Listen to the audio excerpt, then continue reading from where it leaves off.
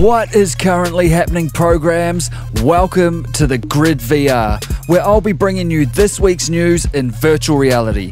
It's Friday the 16th of June 2017, and all I can say this week is games, Bethesda. We've got Fallout 4 VR, Doom VFR, Skyrim VR, Lone Echo, Archangel, Transference, and holy crap, much more in today's special E3 edition.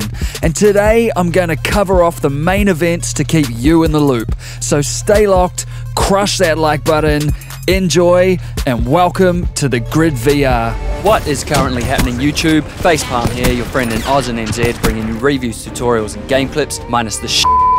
You can follow me on Twitter at Facepalm with a 1, not an L. As for here on YouTube, if you like what you find, then like, comment, and subscribe. Don't forget to bring your game face. Let's get it done.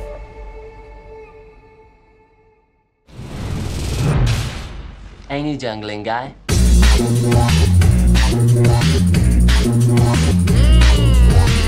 Jungling stuff in any place, making a space. Ninja, easy, man. But alright. I'm a YouTube creator.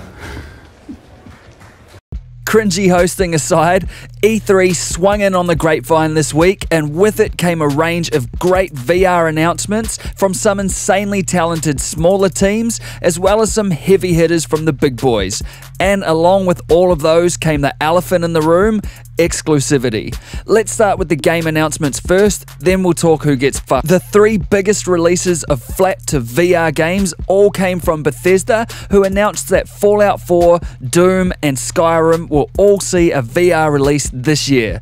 The one closest to my whims as a gamer is Doom VFR, which stands for Doom Virtual Fatality, obviously. Doom Visual Fatality is a demonic first-person rampage and is a sequel to the Doom game released last year, though not actually a full campaign, more of an extension of the violence. The game uses a QuakeCon style teleport mode, which is what you see here, where you pick a point to teleport to, and instead of instantly appearing there, you zoom almost instantly to that location.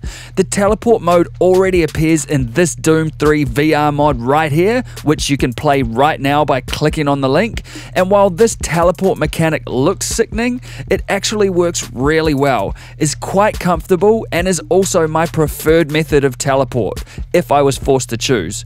Doom V for Vendetta will be available in Q4 this year for $30 US and is set to be a hectic 4 to 5 hour heavy green marine boot to the face based on the franchise we all know and love. One thing you may notice on the Steam store though is that Doom Virtual Frog Rapist only supports Vive headsets officially, though will be coming to PSVR at a later stage. So does this mean Rifters get left out?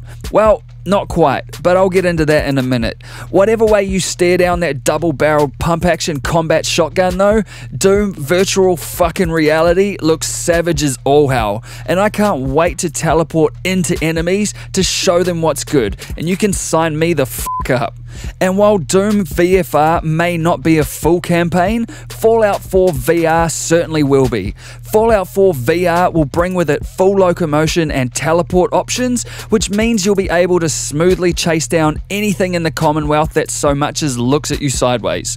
This will be a made-for-VR version of the game, so not just the original Fallout 4 with a mod slapped on top of it, but an actual full VR build of the full Fallout 4 campaign, and is set for a release of Q4 this year, though we're expecting around October at a price of just under $80 US. There will be full Vive support, again with no official mention of Oculus Rift, or this time PSVR even, but Bethesda did put this post up on Twitter that says they plan on sharing their VR titles on as many platforms as they can. So get ready to walk the post-apocalyptic wasteland with your pimpin' Pip-Boy and your trusty sidekick as you craft, scavenge, and lay waste to smarmy super mutants. And finally, on the big 3 list is Skyrim VR. Yep, Skyrim will be hitting the PSVR, and while it won't include new content in additional to the Skyrim you already know, it will be a full version of the game with all the DLC packs included. Normal locomotion will get you around the land of Skyrim, though teleportation will almost certainly be an option. The interesting thing here is that the game supports the Move controllers, which is PlayStation's less good version of the touch controllers and Vive ones, for its primary control, but will also have full support for DualShock controllers also, for if you haven't shelled out the extra cash for the Move controllers yet. Gamerant confirmed this to be a PSVR timed exclusive, and it is up for pre-order at $60 on the PlayStation Store. Release is set for November this year, and while Sony have been a little light on the PSVR promotion side of things lately, what's exciting about this is, and as much as I know some of you hate exclusives, timed or otherwise, is that it demonstrates that Sony must have dropped a whole lot of cash in order to sort out a deal this big with Bethesda, as it's definitely not in Bethesda's best interest to release the game on only one platform due to limiting sales, unless some major dollars are involved. So Sony must have come to the table with a massive investment, which could be a testament to the size of the bet they are putting on VR to succeed. Very interesting. And for the people I've seen going, fuck, I just bought this fucking game and now I have to fucking buy it again for fucking VR, that's fucking bullshit. Well, for one, you don't have to buy shit, and for two, you haven't just bought this game, you've bought another version of the game that uses effectively the same IP. To put a little perspective on it, say you bought E.T. on the Atari, which you fucking know you did, would you expect to get E.T. 2 or E.T. The Resurrection of Elliot on PlayStation 4 for free? No, you wouldn't. And if you do, then your expectations are way off. So while Bethesda would have almost definitely reused a lot of the assets and sound bites to build these games, they are effectively new titles that require a lot of work to bring to light, and that is what you are paying for, a new, made-for-VR game.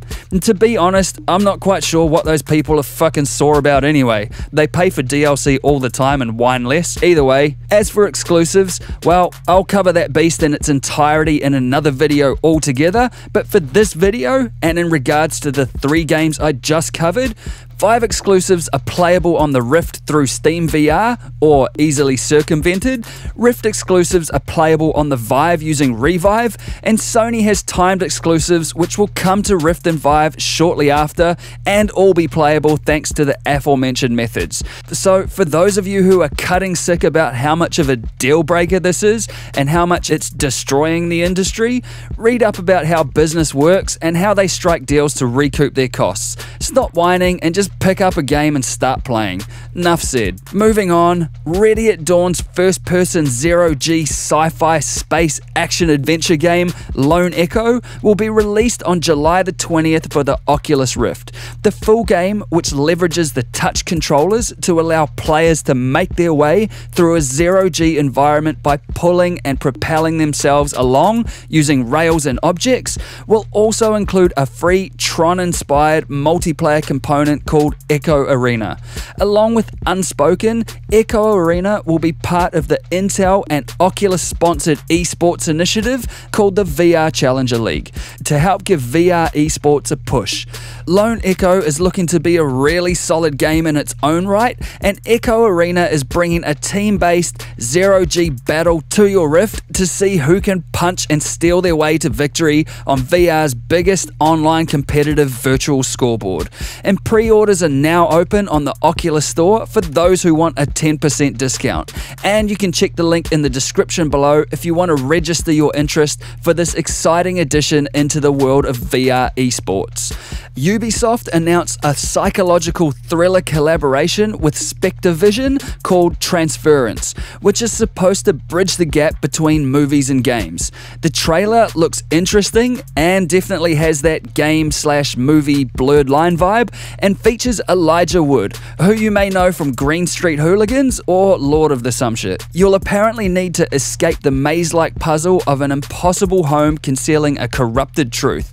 And I tell you what, this looks really good. Nah, I'm lying. I've got no idea what this looks like. Is it a 360 experience? Is it an ad? Is it good? Shit?